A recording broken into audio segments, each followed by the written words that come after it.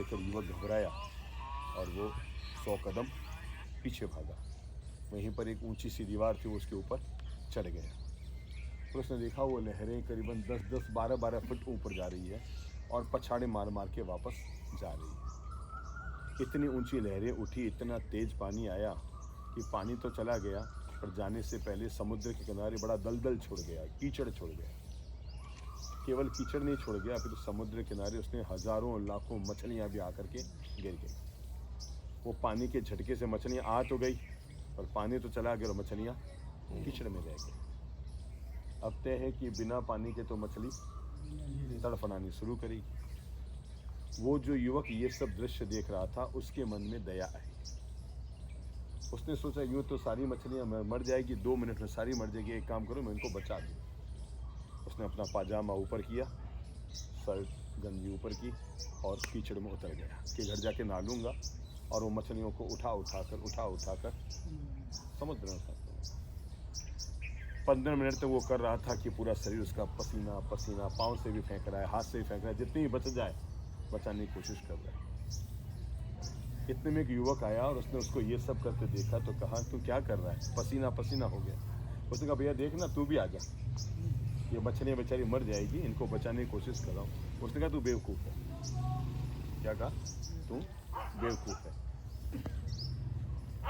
हो सकता है कभी कभी इन लोगों को भी लोग कहते होंगे बेवकूफ़ है, धंधा पानी क्यों नहीं करता, यहाँ काहे को आता है सुबह सुबह, बेवकूफ़ है। पर दुनिया में जब तक इतने अच्छे बेवकूफ़ लोग पैदा नहीं होते हैं, तब तक दुनिया का कल्याण नहीं होता। तो ये क्या तू सारी मछलियों को बचा पाएगा? फालतू मेहनत कर रहा है, या लाखों मछलियाँ पड़ी है तो कितनी बचा लेगा? उसने कहा भैया ये तो मुझे भी मालूम है कि मैं सारी मछलियों को नहीं बचा सकता, पर मैं फिर भी कोशिश कर रहा हूँ, तू भी लग जा मेरे साथ, ये सोच कर कि सबको नहीं बचा सकता, पर जितनों को बचा दूंगा उतनों को तो जीवन मिल ही जाए। समझ? सबको बचाना मेरे हाथ में नहीं है, पर जितनों को बचा दूंगा उतनों को जीवन मिल जाएगा। और ये कहते हुए दुगने उत्साह से लग गया, हमारे हाथ में ये तो नहीं है कि हम सूरज बनकर पूरी दुनिया का अंधेरा मिटा सकें। हमारे हाथ में ये तो नहीं है कि हम सूरज बनकर पूरी दुनिया का अंधेरा मिटा सकें, पर हमारे हाथ में ये तो है कि हम दीपक बनकर अपना और अपने आजू बाजू का अंधेरा तो मिटा ही सकें। ये जो इन युवाओं ने, इनकी टीम ने, ये जितने भी युवा सदस्य हैं, ये लोग, इन्होंने ये जो भागीरथ प्रयत्न किया है, मैं समझता हूँ इसका जितना कोटि कोटि अभिनंदन किया जाए उतना कम है।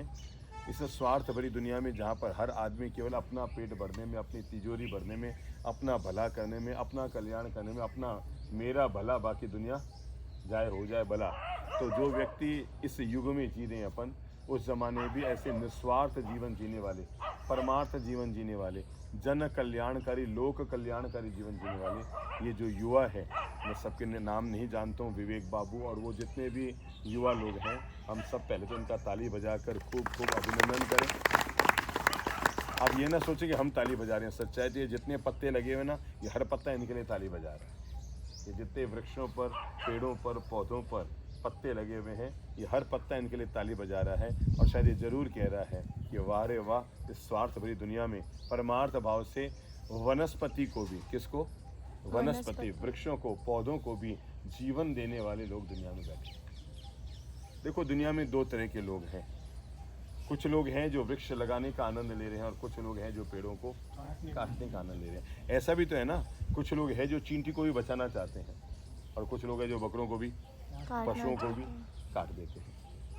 तो ये व्यक्ति की सोच पर निर्भर करता है कि तुम सृजन करना चाहते हो या विध्वंस करना चाहते हो, आप निर्माण करना चाहते हो या हनन करना चाहते हो। एक बात तय है, दुनिया में बनाना ये भगवान का काम है, और बनाई हुई चीज़ को मिटाना और तोड़ना ये भगवान का काम तो नहीं है, शैतान का काम ही करना। आपको पता है इन पेड़ों को काटने वाले लोगों को कौन समझाए कि जैसे एक मूर्ति को बनाने में 6 महीने लगते हैं, ठीक है ना? एक अगर 5 फीट की बड़ी मूर्ति बनानी है, भगवान राम की, भगवान कृष्ण की, भगवान महावीर की, या किसी भी भगवान की अगर 5 फीट की मूर्ति बनानी है, एक शिल्पी को उसको बनाने में 6 महीने लगते हैं। आप जरा सोचेंगे उसको तोड़ने में कितना समय लगता है? 6 सेकंड। एक हथौड़ा लिया, नाक तोड़ा और मूर्ति खराब हो गई। पर हम जानते हैं कि इस दुनिया में जो बनाता है ना वो भगवान कहलाता है, और जो बनी हुई मूर्तियों को तोड़ता है वो भगवान नहीं, वो शैतान कहलाता है। किसी भी चीज़ का कोई विध्वंस करता है, जो पेड़ को लगा रहा है वो दुनिया में प्रशंसनीय है। इससे बढ़कर किसी भी व्यक्ति की वृक्षों और पेड़ों के प्रति करुणा, दया, प्रेम, मिठास, माधुर्य क्या होगा। मुझे अभी बताया गया उधर जो एक बड़ा वृक्ष इन्होंने लगाने की कोशिश की है कि शहर में कहीं पर ये टूटा हुआ या काटा हुआ पेड़ पड़ा होगा, और इन्होंने ये सोचकर, इसको कहते हैं किसी सड़क पर पड़े हुए घायल इंसान को एम्बुलेंस में डालना। समझ रहे हैं आप? किसी सड़क पर पड़े हुए इंसान को एम्बुलेंस में डालना और डाल करके उसको अस्पताल ले जाना, ये सोचकर कि समय पर इसको इलाज मिल जाए और शायद बच जाए। लोगों ने कहा नहीं बचेगा, अब तो मरणासन्न हो गया। तब अभी हमारा धर्म क्या होता है, अंतिम क्षण तक जीवन को बचाने का प्रयास होना चाहिए। ये जो वृक्षों को बचाने का इन लोगों ने प्रयास किया है, ये केवल वृक्ष नहीं है, जीवन को बचाने का प्रयास किया है। वृक्ष बचा यानी मानव जीवन बचा। मेरी बात समझ रहे ना? वृक्ष बचा यानी वनस्पति बची यानी मानव जीवन बची। मनुष्य में, पशुओं में और पेड़ों में, तीनों में प्राण है। पहली बात तो ये समझ लें। और एक ही जैसे प्राण है मनुष्य में, पशुओं में और पेड़ों में, एक ही जैसे प्राण। फर्क क्या क्या है? मनुष्य अपनी बात को अभिव्यक्त कर सकता है, पशु, मनुष्य अपने चिंतन को अभिव्यक्त कर सकता है, पर पशु चिंतन तो कर सकता है, मुझे इधर जाना है, ये खाना है, वहाँ चारा पड़ा है, वहाँ जाना, ये सब कर सकता है। पर वो वृक्ष उससे एक कदम पीछे का ही जीव जंतु कह दें, प्राणी कह दें, आत्मा कह दें, वृक्षों में है, जो अपना पल्लवन तो कर सकता है पर चल फिर कर कहीं जा नहीं सकता है। पर जब हम इंसान में प्राण मानते हैं और जब हम जानवरों में प्राण मानते हैं, तो हमें ये तय करना ही होगा कि वनस्पति में भी प्राण होते हैं, पेड़ों में भी प्राण होते हैं, ये हमें तय करना ही होगा। और इनको भी सुख दुख का एहसास होता है। एक दुनिया में फोटोग्राफी आई है जिसका नाम है कल्याण फोटोग्राफी। रशिया में ये फोटोग्राफी पैदा हुई है। तो हमने भी इसके प्रयोग देखे हैं, चित्र भी देखे हैं। तो उस फोटोग्राफी में ये है कि मनुष्य के जैसे विचार होते हैं वो फोटो वैसे ही बनाता है।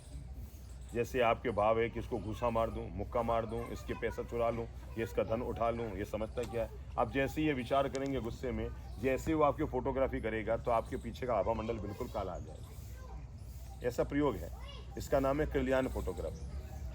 तो जब ये मनुष्यों पर प्रयोग किया गया तो इसका प्रयोग वनस्पति पर किया गया। वनस्पति में प्राण है, ये पूरी दुनिया को पहली खोज जिसने दी वो भारत देश, जिसने बताया कि जैसे हमें पीड़ा होती है हमारे काटने पर, छेदने पर, अंगुली में पिन चुभाने पर हमें पीड़ा होती है, इन पीड़ों को भी पीड़ा होती है। आप इनको भी काटते हैं तो इनको भी पीड़ा, इनको भी दर्द होता है। मैंने कहा ना, मनुष्य के पास अभिव्यक्त करने की ताकत है, इनके पास अपने दर्द को अभिव्यक्त करने की ताकत नहीं है। पर जब उस कल्याण फोटोग्राफी से प्रयोग किया गया, मैं इन युवाओं का उत्साहवर्धन करना चाहता हूँ कि जैसे वृद्धाश्रम खोलकर सेवा करना पुण्य का काम है, अनाथालय खोलकर सेवा करना पुण्य का काम है, गौशालाएं खोलकर सेवा करना पुण्य का काम है, वैसे ही आज मैं बता रहा हूँ आप उतना ही पुण्य कमा रहे हैं ये वृक्षारोपण कर। अगर वृद्धाश्रम खोलना, अगर अनाथालय खोलना, अगर गरीब अनाथ बच्चों के कल्याण के लिए सारी केंद्र खोलना पुण्य का कार्य है, और अगर गौशालाएं खोलना, बकराशाला खोलना, जीव जंतुओं के लिए आहार भोजन की व्यवस्था करना पुण्य के काम है, तो ये जो आप युवाओं ने ये काम किया हुआ है, हम तहे दिल से इस बात का अभिनंदन करना चाहेंगे कि 100% पुण्य का कार्य है, क्योंकि ये तीनों एक ही दर्जे में है। इंसान, जानवर और पेड़, ये तीनों एक ही दर्जे में है। अगर इंसान को मारना हिंसा है तो जानवर को मारना भी हिंसा है, और अगर जानवर को मारना हिंसा है तो पेड़ को काटना भी हिंसा है, पाप है, दोष है, न्यायिक तौर पर अपराध है। समझ गया? न्यायिक तौर पर क्या है? अपराध है।